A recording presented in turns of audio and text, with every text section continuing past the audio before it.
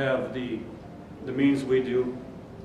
So we try to do that, try to give good practice, and then our grass and our driving range, we actually just got done uncovering it. We actually have these big blankets that we cover it during the winter to kind of keep it green and keep the grass growing. And we actually have some artificial turf that we kind of installed a couple of years ago that we kind of used during the winter months. So actually we did that, and then of course we took off the covers this last week, and they were, it was green as can be. And now, a couple days later, it gets a little brown, but we try to do that. That way, we have good quality turf during the season. We sand it, fill in the divots, about 5-6 times a year. So when people come on here range balls, they have a nice quality turf to hit on. And kind of one of the third quality thing that we kind of do, and we kind of started this last year. The course is 20 years old, and kind of the greens, the putting greens, have kind of been they get old, and the grass kind of, you get a lot of grass that invades that shouldn't be there. They call it annual bluegrass or poa annua. Some of you golfers know that. Of course, in Pebble Beach, that's all they have is the poa annua. It's not your typical grass that you have on your putting greens. So what we kind of did last year, we started to renovate the putting greens on our golf course. We have 27 holes, which most golf courses are 18 holes, but we do have 27, so we have 3 9s. So that's one area we can do that. We can close a 9, still have 18 holes open, and go through and we're in the middle of a 3-year process of renovating the greens. So we started last year. We went down, we had a company come out, went down a couple inches, ground off all the grass. They brought in sand, put sand back, and then we planted a new strain of grass that it's called Dominator. We got it out of Oregon. It's actually two types of bent grass. Now, most of you kind of look at me like, what's he talking about, bent grass? Bluegrass and poa annua.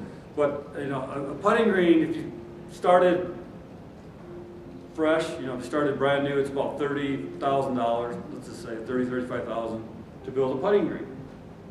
Well, we are part of a casino, but we don't have that kind of money to redo the whole green. So that's kind of why we went down a couple inches, put this new grass on there, and what it does, it's a lot more drought tolerant, which is good in New Mexico.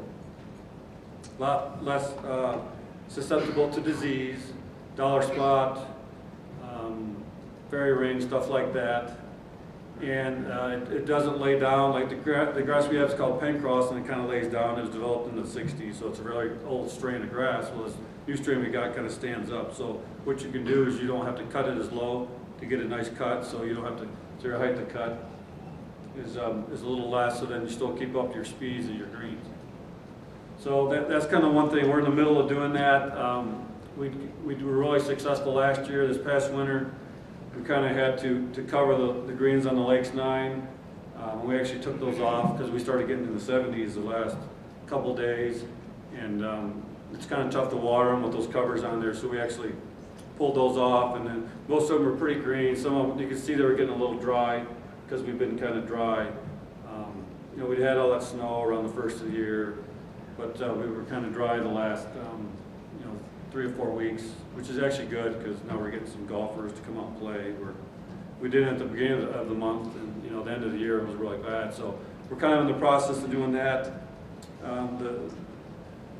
The Royal 9 did open last April, and we had a lot of good comments on those greens. So we've really kind of stepped up the quality of the grass on the putting greens. And most of you who play golf know that that's probably the #1 complaint of a golfer is the putting greens, because most people, if they're in the fairway, they'll kind of bump their ball and get a good lie. They're in the rough, they'll move your ball. So that's not as as a big a deal as the putting greens. So you want to have the nice putting greens, and we're really successful this last year. Hopefully the Lakes 9 will turn out good, and then we're going to do the Mesa 9 this next winter. So we'll have all 3 9s down next year, and then we'll probably raise our prices.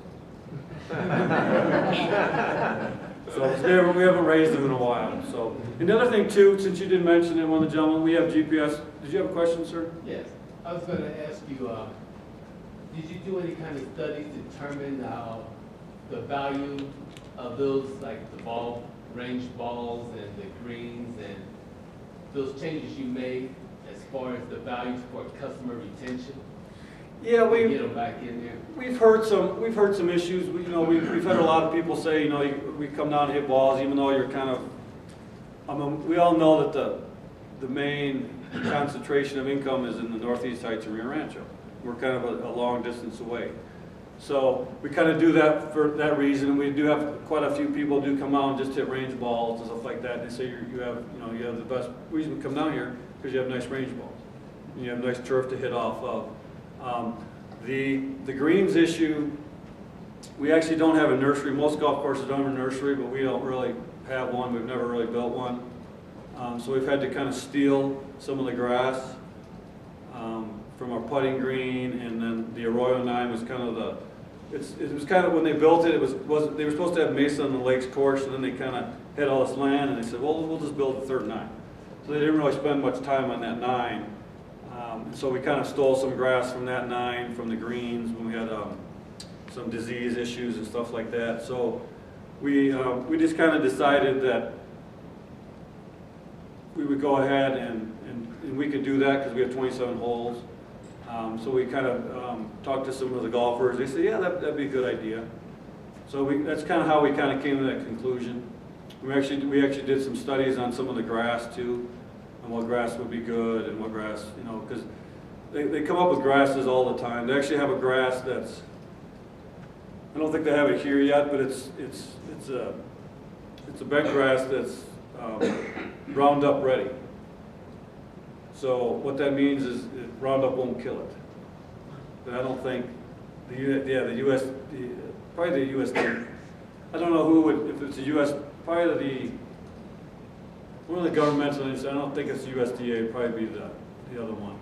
They don't want to approve it here in America, but I think they've used it in China and stuff like that overseas. So that way we could go ahead and kill all the Poa annua and all. If they got some grasses in there we didn't want, we could actually kill them, and then the bent grass would still stay alive, but they haven't really approved that. So, which I don't. It's kind of sketchy. Once you do something like that, you probably can't turn back. Yes, sir. So you talked about essentially interviewing some of the golfers.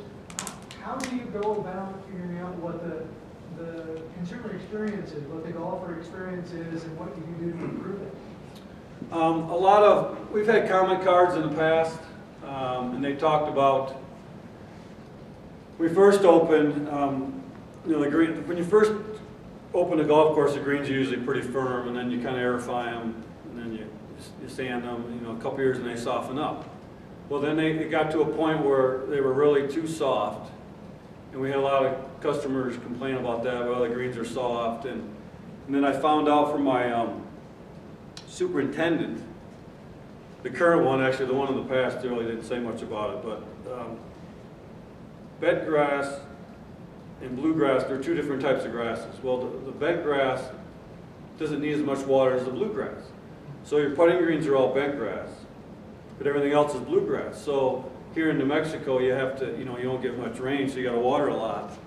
So in the middle of summer when it's 90, 95, if you want to keep your bluegrass alive, you got to water more. Well, then the bent grass, as the greens gets too soft.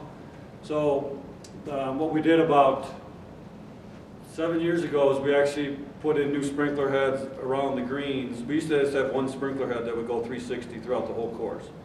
But I don't know if you ever see on TV, you'll see the putting green. You'll see two kind of circles at the side of the greens a lot. So that's two sprinkler heads. So now what we did is we kind of hodgepodged it because to rip it all out would have cost a lot of money. So what we did was kind of had this company come in. So now we have a head. Basically two heads next to each other. One waters the green and one waters out. So they call them ins and outs. So we kind of did that about 6 or 7 years ago. So we've actually improved our putting greens. They're a little firmer. They don't get so soft. They don't get so spongy. And I know a lot of people like, you know, soft greens, do they hit the